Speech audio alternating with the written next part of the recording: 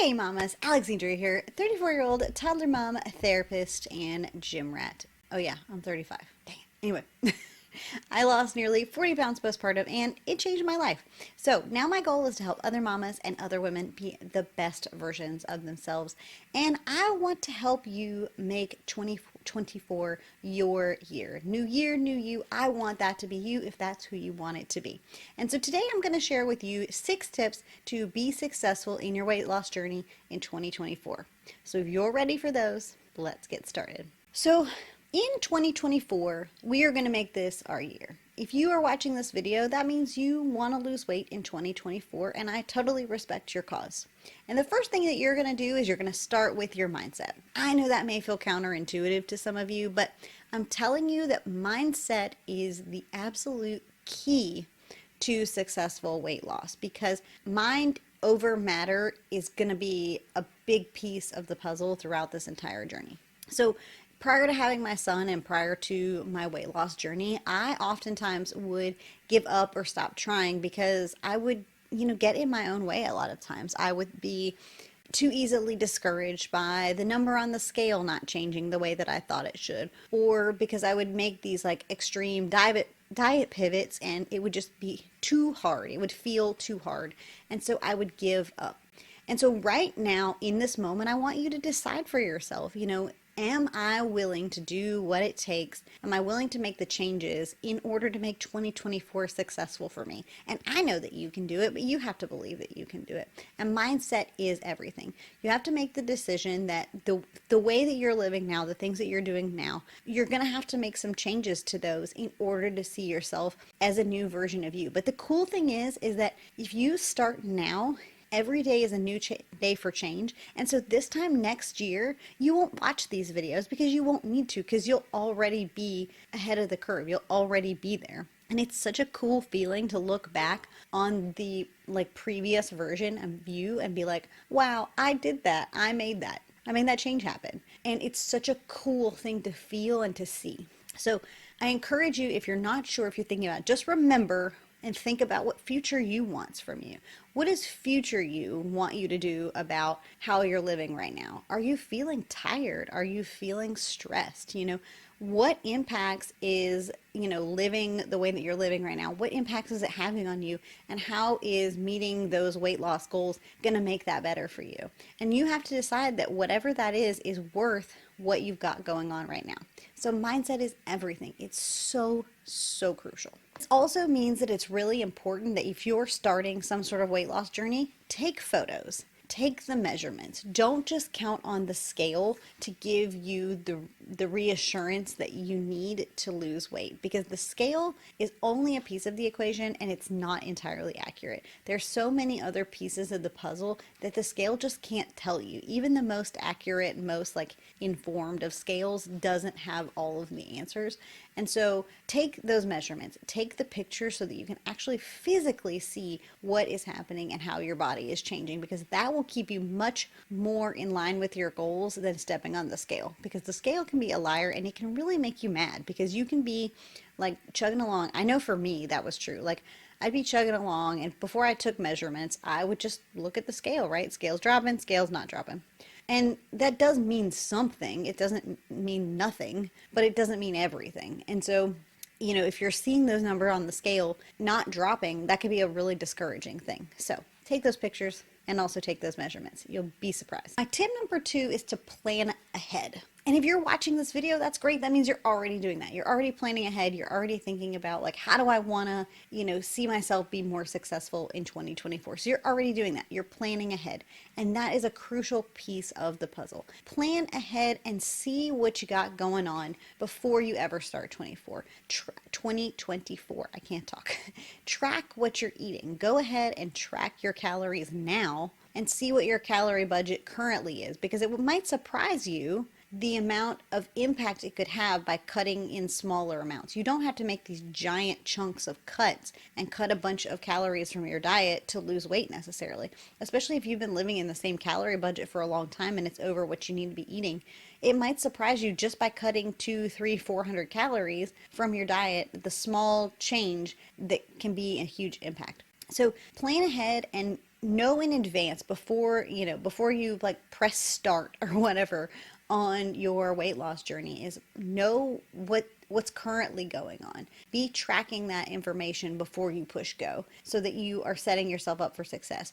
Make a plan that's going to help you, feel successful. If that plan for you is, how you want to exercise and how you want to eat, then that's great. If your plan is that I'm going to start with exercise first and then I'm going to incorporate nutrition because that's what feels good for me, that's great too. If your plan is to do the other way, you want to start and get your nutrition in order and then you want to add in some more movement, that's perfect too. Whatever your plan is, know what your plan is and work off of that. In that same vein, tip number 3 is get more movement.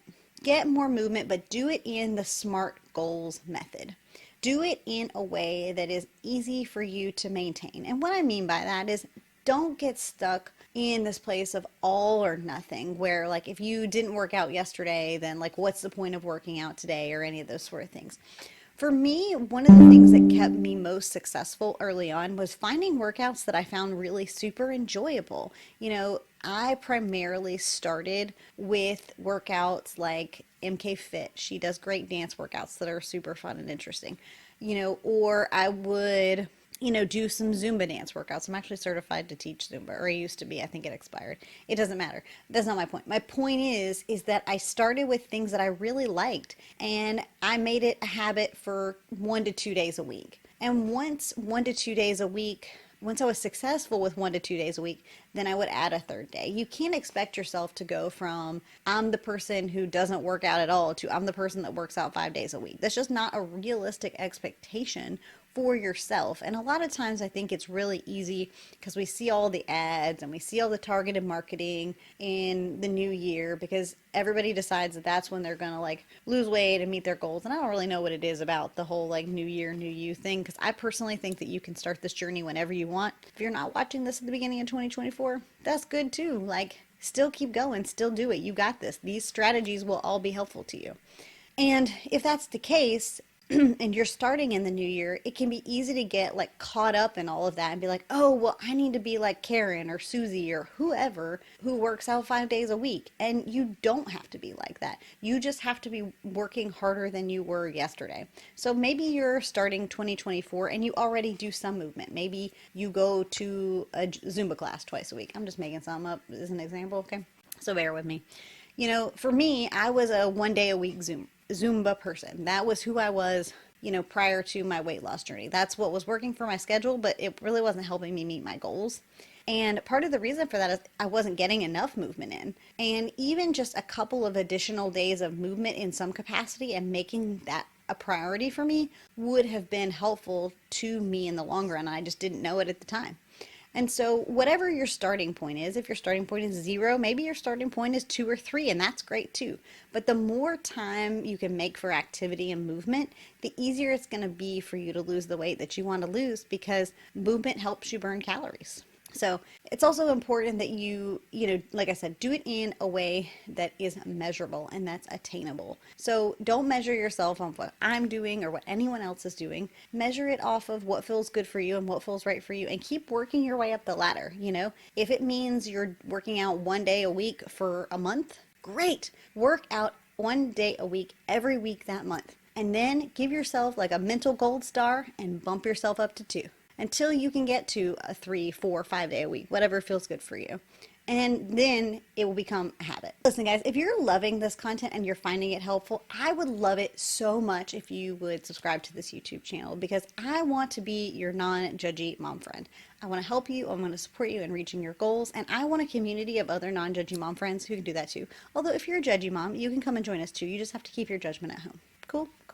So if you love this kind of content and you want non-judgy mom friends, then please subscribe because I would love to have you here. And please say hello in the comments. If you are new or you're not new, that's cool too. Come say hi. I want to talk to you. I want to be your friend. I want to create a community here. And the only way to do that is by hearing from you guys. And it can't just be me talking all the time. So please leave a comment, say hello so that I can say hello back to you because I really want to do that. On that vein, number 4 is to have an accountability partner. Having someone someone who's going to help you to stay accountable can be really helpful in this journey. Maybe it's you and a partner that are doing this together, or maybe it's just you and a friend, or maybe you would like me to help be part of your accountability team, and I would love that.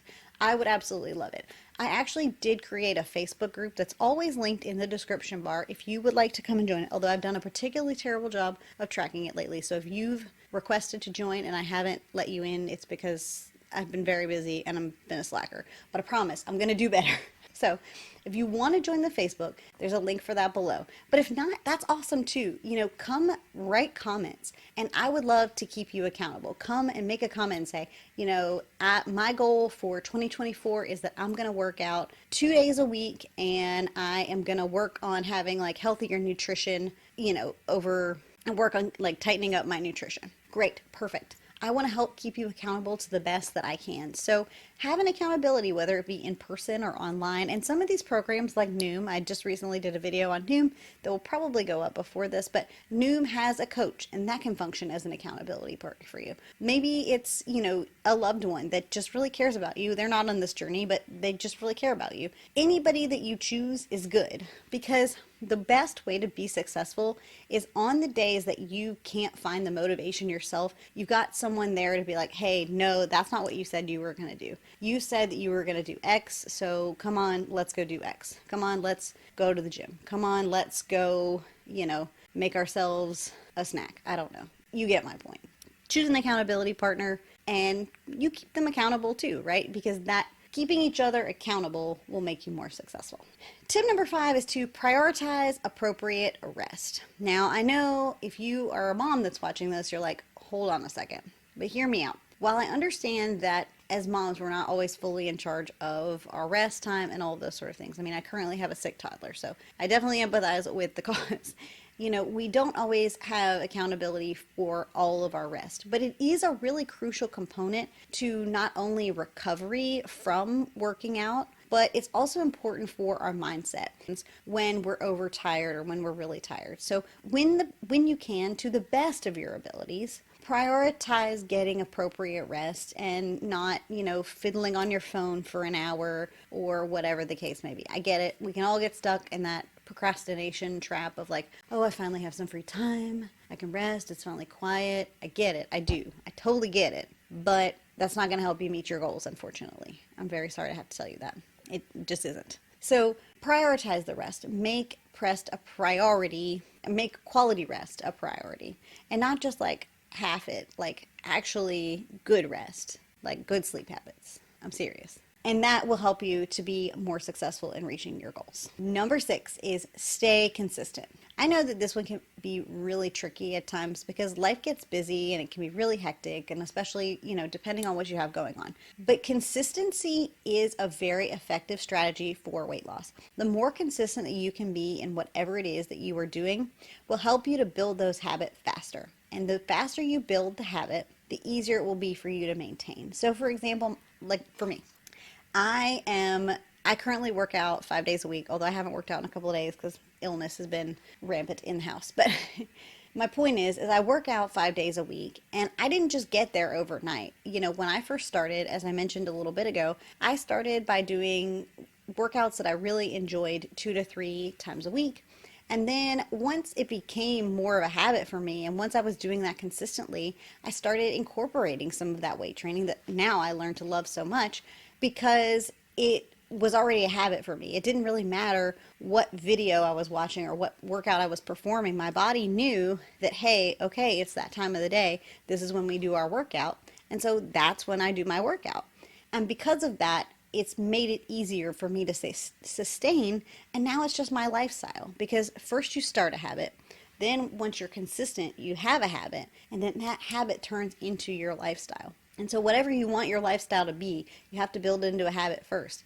And the only way to do that is by being consistent. If you're doing, it's better to work out 1 day a week, every week, than it is to work out 5 days and then not work out for 2 weeks and then work out again for 1 or 2 days. It's better to build the habit. I'll see if I can put I saw a really good meme about this or GIF or one of those tech things for children. I saw a good meme about this, and I will try to see if I can find it. But my point is that it's better to build a habit than just to like go ham and then just forget about it, and then go ham again and just forget about it. That won't build the habits that you want to build. So stay consistent, and you will get there. But don't get distracted by how much time it's taking. It will come, but it takes time and patience. You're not gonna blink and be the weight or the size or whatever it is, healthier version of you that you want to be overnight. It just doesn't happen like that. You didn't gain it overnight, and you're not going to lose it overnight. So don't get discouraged, be patient, but also be consistent. And I really hope that this video has been helpful for you, and if you loved it, YouTube should be recommending something else that they think you'll love, and I love it, and I hope you love it too. I apparently cannot talk anymore. So thank you guys so much for watching, and I will see you in the next one. Bye, friends.